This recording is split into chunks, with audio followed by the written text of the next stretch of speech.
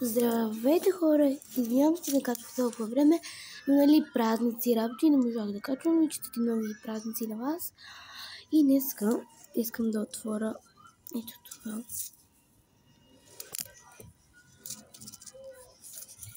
Чакайте, хора, сега ще ви го покажа. Как да забравим зарядане и напипане като на кофе топченица, па на цвят, като го сложим на прозореца. Кафява, затова айде да го отворим. И това е от Ангал таблетка, просто искам да изсипа вътре и ще видим точно какво е.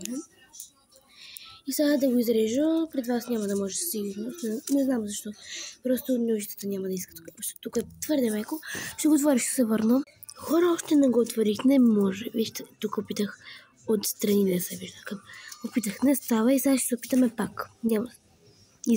Хора, след 30 минути подред, голямо да отворих много мъничко, не знам дали ще се сипе. Ще сипа вътре и ще се върна. Хора, ето топчетата са това. Бях права, че бяха топчета. И сега ще се опитаме да правим нещо с тях, но не знам. Хора, измислих една перфектна игра, вижте. И то самичко. Но не става, ще смислим друга игра. Хора, се събрах ето тук.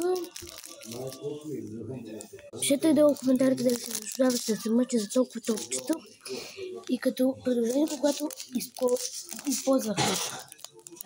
Не това да режи топчета. Вижте, хора.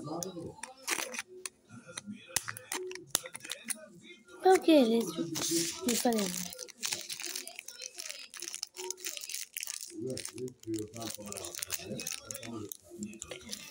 Хора, не знам какво да правя сега. Ще измисля нещо. Сега. Хора, нищо не измислих, освен да го изхвърля.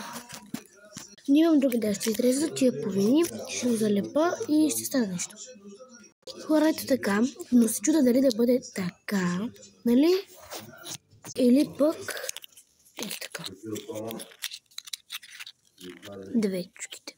Но май беше първата. Сега така, че започваме. Слагаме малко. Вие не използвате нож, като го отваряте. Хора, отивам да го залепа, ето как стана, много яко. Ето това лепило ще използвам. Това беше в мен начало. Аз така си ходя в гости си. Тук бях видяла. Чао! И се обичам, обичайте се и вие.